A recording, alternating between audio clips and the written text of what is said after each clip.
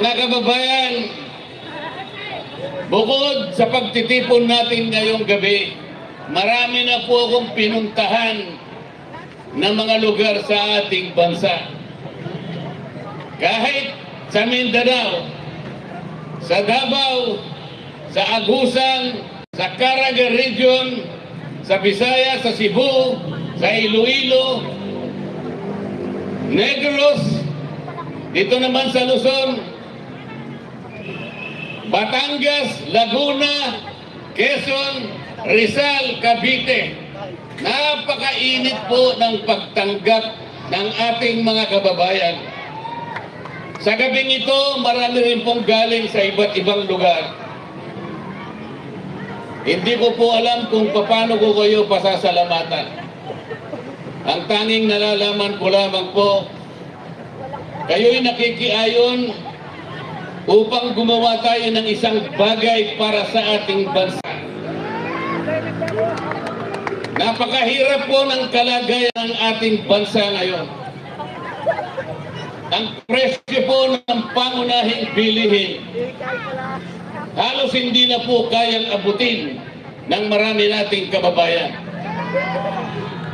Lalong-lalo na po yung presyo ng pagkain. Ang buong akala ko po, nung gumawa yung kongreso ng Quadcom, ang buong akala ko po, ay gagawin namin ang dapat namin gawin. Halimbawa, dahil sa problema at hamon sa ating bansa, akala ko ang uunahin namin kung paano natin ibababa ang presyo ng bilihin sa ating bansa. Sapagkat ito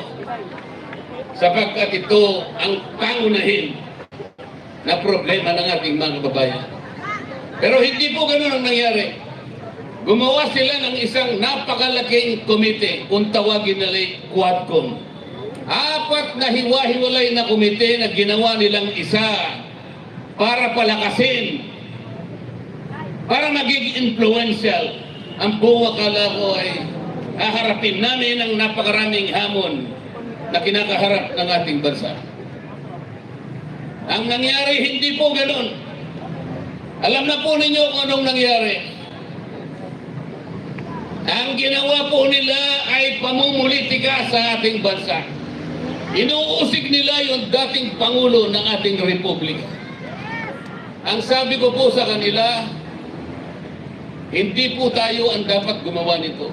Kung inaakala po natin na ang isang tao, maging yan ay managing presidente, kahit sino, kung naniniwala tayo na siya'y nagkasala sa batas, kailangan po nating dumaan sa mga patakaran ng ating batas. Dapat po pumunta kayo sa piskalya. Ang piskalya po ay bukas. Yan po ang patakaran. Meron po tayong mga korte. Yan po ang patakaran para usigin, asuntuhin kung sino man ang nagkasala. Sapagkat ang Kongreso po ay hindi piskalya. Yan po yung sinasabi ko sa kanila. Ang Kongreso po ay hindi hukuman. Nagpasikat po silang lahat sapagkat pamumulitika ang inuuna nila.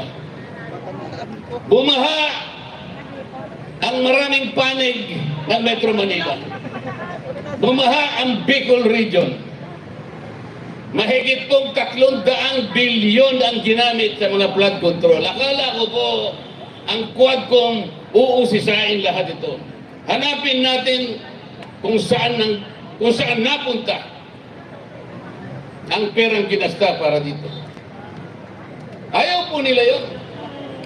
Ang gusto nila ay usigin nila ang dating Pangulo. Pagkatapos gumawa pa sila ng isa pang komite. Ang uusigin naman nila ay yung pangalawang Pangulo ng ating bansa. Kahit walang batayan, kahit mali ang pamamaraan, ayun po, nakita na ninyo kung anong nangyari. Bago magsara ang Kongreso, pinilit nilang i-transmit yung impeachment complaint sa Senado. Ang gusto po nilang mangyari, mawala ang Vice President. Puro kaguluhan, puro pagkakabahagi ang gusto nilang gawin. Mahigit 230 o 240 na mga congressmen and congresswomen ang pumirma. Yun po ang kanilang gustong gawin. Yung magkakabahagi tayong lahat. Ano po ang ginawa nila sa akin kapag sinasabi ko mali ang paraan? Hindi tama ang ginawa ninyong patakaran. Kaya nagtutulong-tulungan po nila ako. Ayaw naman po nilang makipagdebate ng totohanan sapagkat hindi naman nila kayang ilabas kung ano yung tama. Ganun po ang palagi nilang ginagawa. Masama po bang ipakilala ko sa kanila kung ano yung katwiran? Masama ba na turuan ko sila sapagkat meron naman akong konting nalalaman tungkol sa batas? Yun ngang mga chairman ng Quadcom, wala nga pong abogado ron kahit isa. Kung tinuturo ko sa kanila yung dapat gawin, sapagkat ito ang tama, ganito ang dapat nating gawin sapagkat nakikita tayo ng taong bayan. Kayo pong lahat na nandirito ngayon, nakikita nyo yung pamamaraan kung paano ginagawa nila. Tatawagin nila yung mga tao, pagtatatanungin nila ron, ang kanilang layunin ay gumawa ng batas. Nagpapatulong na gumawa ng batas. Ngunit, kapag nandun na yung mga taong tinatanong, tatakutin nila. At kapag hindi sila sumagot ayon sa gusto nilang marinig, ikukulong po nila yung mga tao. Ganito na po ang kalagayan ng House of Representatives. Alam po kung nasaan, nandyan po lang katabi natin. Kapag ako po ay nagsasabi sa kanila, puro pang gugulo ang ginagawa nila. Pati po, nakita po ninyo yung hopya na kinakain ko. Kung anong ginawa nila. Pati yung hopya na kinakain ko, inagaw nila sa akin. Nagdahil lamang sa pagtatanggol sa karapatan ng katwiran, pagtatanggol sa katotohanan.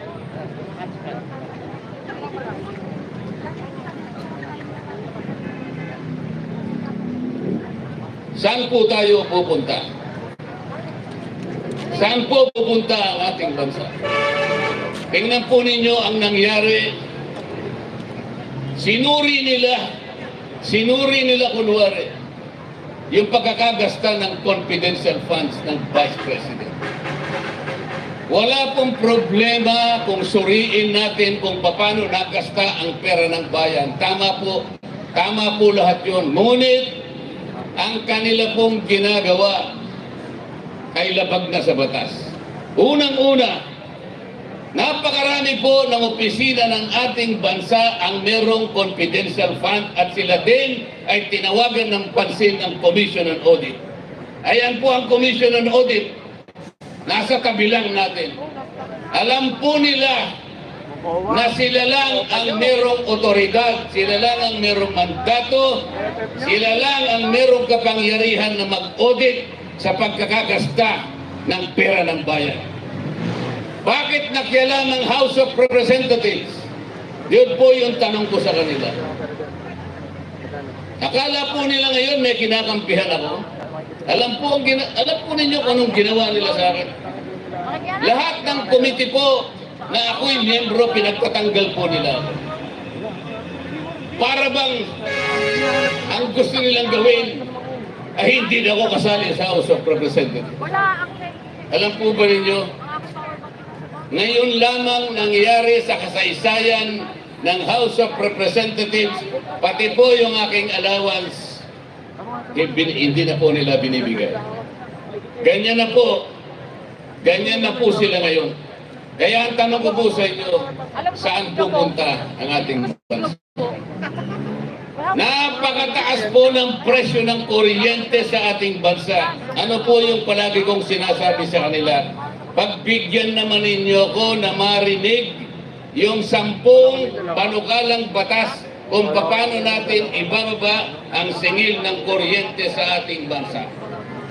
Ang singil po ng kuryente sa ating bansa ang pinakamataas sa buong Asya.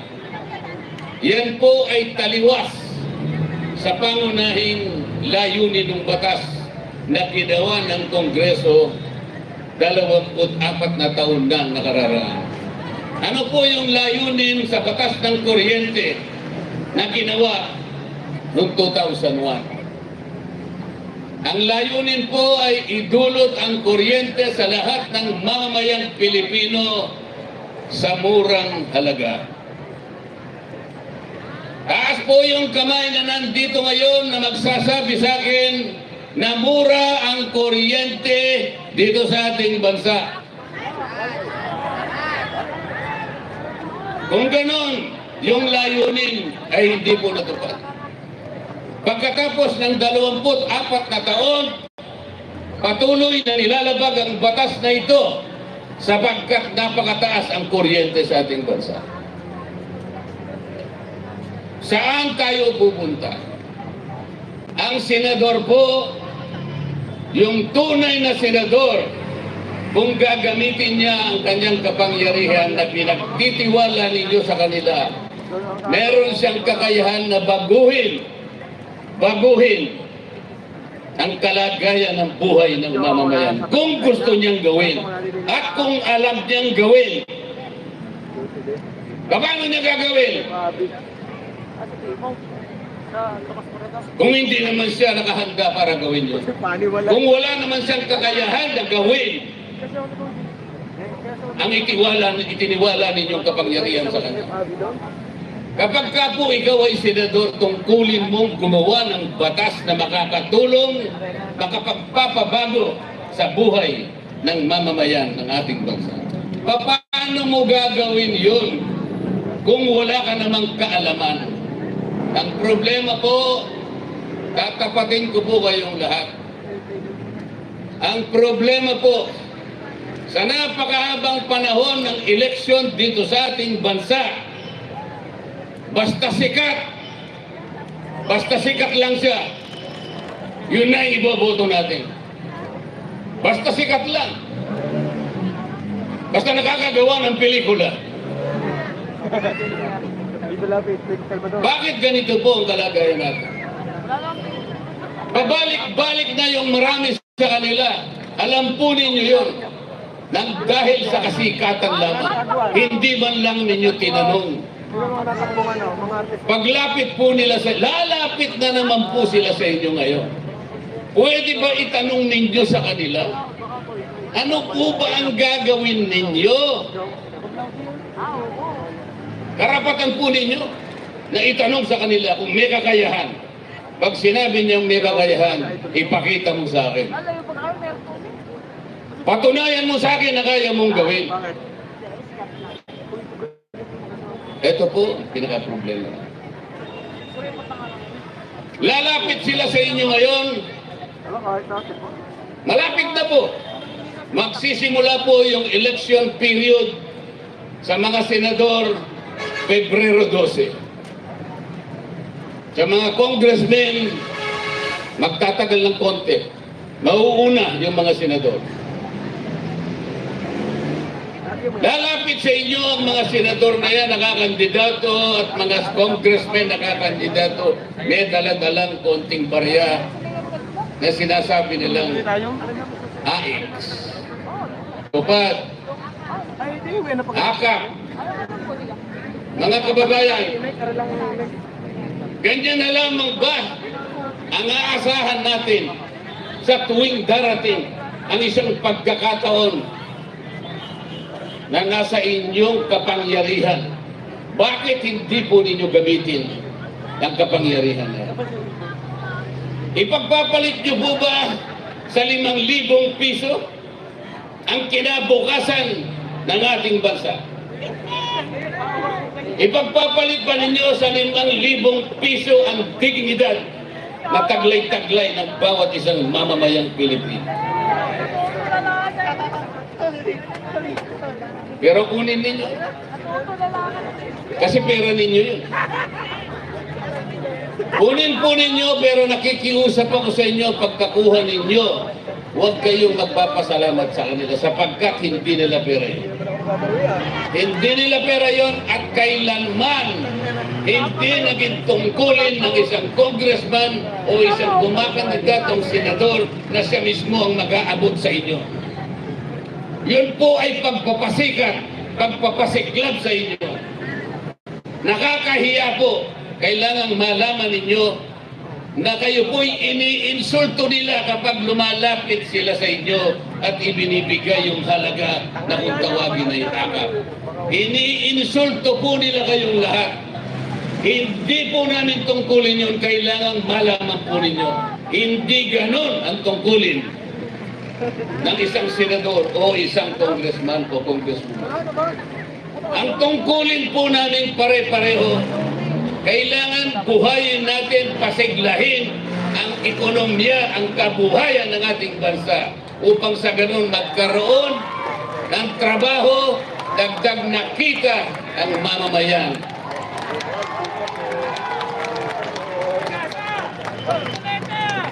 Huwag kayong papayag. Huwag kayong papayag. Ang isang pamilyang Pilipino kahit mahirap, hindi niya gugustuhin na mananatili siyang mahirap. Ang isang Pilipino ay mayroong dignidad. Ayaw niya yung palagi na lang na binibigyan siya ng ayuda. Napipilitan lamang siyang kunin dahil sa pangangailangan. Sapagkat hindi ibinigay ang mga kondisyon para siya'y makapagtrabaho. May karangalan, dignidad ang Pilipino. Gusto niya pagdating ng tamang panahon, makahulagpos siya sa gapos ng kahirapan. Hindi siya papayag na ipamana sa kanyang pamilya ang kahirapan na matagal niya nang tinataglay. Huwag kayong papayag na manatili ang ganitong kalagayan. Piliin na po ninyo utang na loob. Nasa kamay po ninyo, nasa kamay po ninyo. Pumili na po kayo.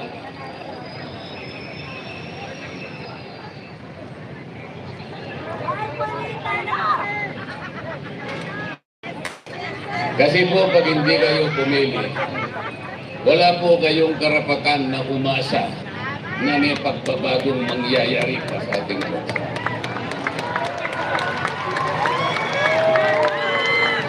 Tulungan ninyo kong gumawa ng isang kasaysayan. Iguhit natin ang isang kasaysayan. Pangangako sa gabing ito, kung kinakailangan ay panumpain natin. Simula sa araw na ito, gumawa tayo ng magandang bagay hindi lang para sa sarili natin, kung hindi sa ating bansa, sa ating mga anak, at sa anak ng ating mga anak. Huwag na kayong pumayag na yan na naman. Sila na naman. Ilang beses na ba silang nakabalik? Bakit ganito pa rin ang kalagayan natin? Napakarami pong magagandang batas na ginawa natin. Wala pong nagbabantay. Walang nagbabantay. Ito pong batas ng kuryente, yung binabanggit ko sa inyo. Totoo po yung layunin.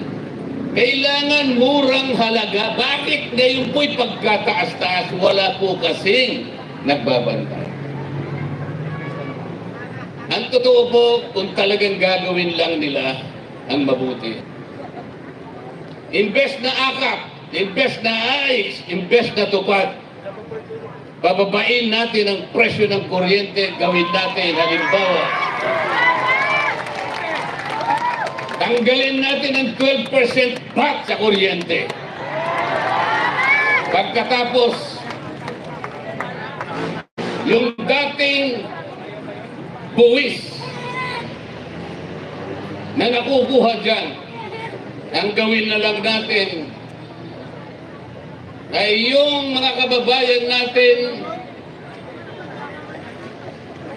na nagbabayad ng kuryente sa isang buwan, 2,000 pababa.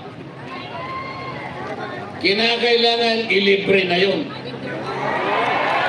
Yun ang tunay na akap. Kesa magbayad ka ng buwis, kukurakutin lang. Bago nila kurakutin, ibigay na lang natin na libre from 2,000 pababa. Ibigay sa mga taong ganun ang consumption sa kuryente. Ang mabebenepisyo po nun pag ginawa natin, magagawa naman Pag nagawa natin yung 4.5 million Filipinos na mahihirap ang mabebenepisyo. Katumbas ng 28 million Filipinos. Hindi yung pupunta sa inyong akap. Ano ba yung akap? Ayuda sa mga kapus ang kita. Paano po ninyo nalaman na sila lang ang kapos sa kita? Pumunta sa komunidad, pumili lang ng mangilan-ngilan at binigyan ng akap. Lahat naman tayo kapos sa kita. Kahit ako. Bakit? Sa kagustuhan ko lang lahat ng tao sana na naghihirap, bibigyan ko lahat, ngunit hindi ko kaya. Sa makatwid, kahit ako kapos sa kita. Pupunta sa isang komunidad, pipili lang ng iba, ng konti. Paano yung iba na hindi nabigyan? Tama bang patakaran ito? Pagkatapos pupunta sila sa inyo, ipakikilala na din sa inyo na tinulungan kayo. Na para bang gusto nilang ipakilala sa inyo na galing sa bulsa nila yung perang ibinigay sa inyo. Huwag kayong palilin lang sa kanila. Ni huwag ninyong titingnan. Mga salbahe yan mga yan. Bakit ko sinasabing salbahe? Iniinsulto nila kayo. Huwag kayong paiinsulto sa kanila. Ako ayokong manginsulto kahit kailan. Kaya nilalabanan ko sila. Kaya tingnan yung ginawa nila sa akin. Mahigit na 300 na congressmen, ako na lang ang nagsasalita kung ano yung bali sa amin. Lahat sila ay pare-parehong may projects. Ayun, pumirma silang lahat sa impeachment. Akala ba ninyo ay walang premyo yun? Napakalaki ng premyo nun.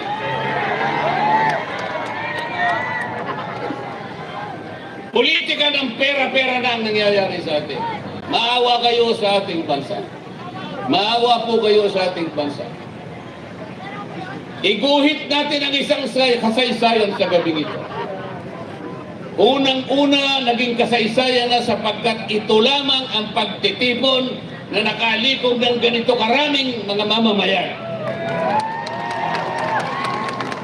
Wala pong nagbayad sa inyo, nagsakripisyo pa kayo, ang iba po'y namasahe pa, ang iba'y galing pa sa Visayas, ang galing pa sa Mindanao, ang iba. Wala po kaming maibibigay na pera sa inyo, ngunit ipinakita ninyo ang kahalagahan ng pagtitipon na ito.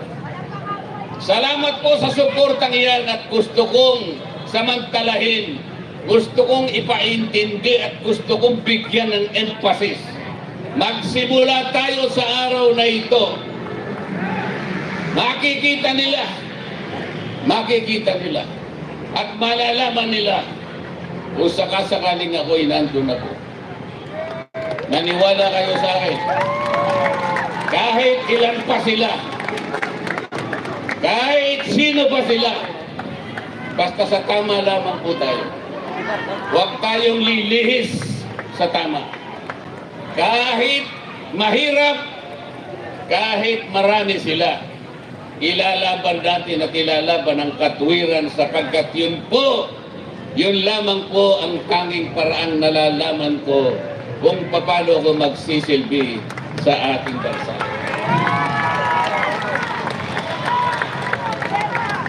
Bago po ako magtapos, gusto kong pag-isipan ninyo.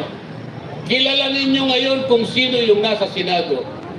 Kilala nyo rin kung sino-sino ang lalapit sa inyo. Mga ilang araw pa ang darating. Huwag kayong mainipat, darating sila sa inyo, maniniklod sila sa inyo. Hihingi ng tulong sa inyo.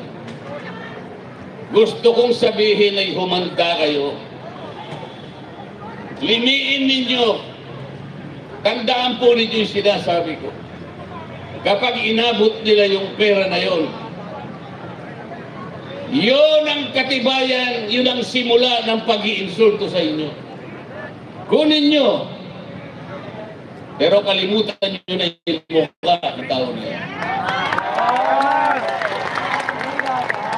Para sa ganun po ay magkaroon ng pagbabago ang ating Senado. Hindi man lahat makapaglagay tayo doon, kahit isa lang. Kahit isa lang. Isa lang ang kailangan nyo.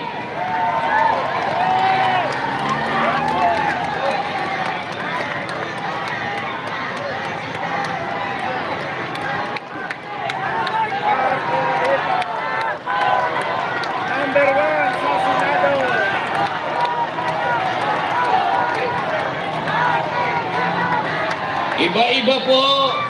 Iba-iba po ang katauhan ng ating Senado ngayon. Merong ganito, may ganyan, may ganun at may ganun. Kumbaga sa niluto, mga kababayan, hindi po ninyo alam kung anong klaseng luto ang Senado ngayon. Kung magluluto po kayo ng putahe, magluluto kayo ng paksiw, alam po ninyo kung anong sangkap na gagamitin ninyo. Alam po ninyo kung anong sahog ang gagamitin ninyo para makapagluto kayo ng paksiw. Unang sinigang kaya, kahit anong luto, alam ninyo, kabisado nyo. Adobo, alam ninyo kung anong kakailanganin nyo. O kung titignan mo ang Senado ngayon dahil iba-ibang sangkap, iba-ibang sahog sila. Anong klaseng luto ang Senado ngayon?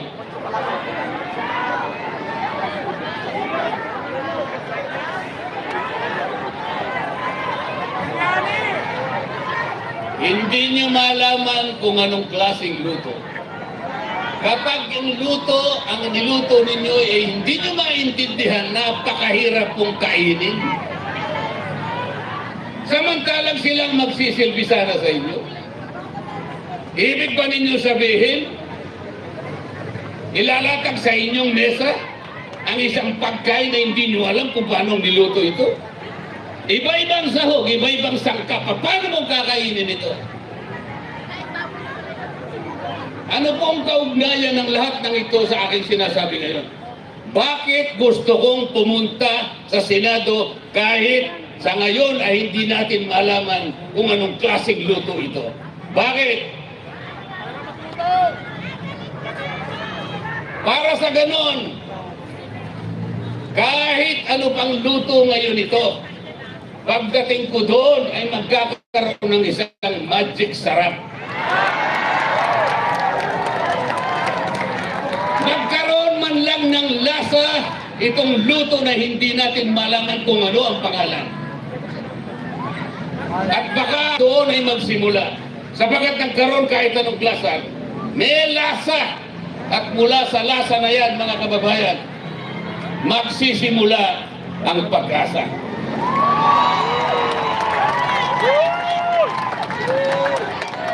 Mga kababayan, huwag nating kalimutan ang gabing ito. Kagaya ng sinabi ko sa inyo kanina, gagawa tayo ng isang kasaysayan. Kung kinakailangan, gumawa tayo ng kontrata ngayong gabi. Payag ba kayo na sa gabing ito ay simulan natin kung paano natin babaguhin ang tadhana ng ating bansa? Magsisimula po tayo sa isang tao lamang, pwede na po yun. Basta kailangan lang magkaroon ng magic sarap. Tama po?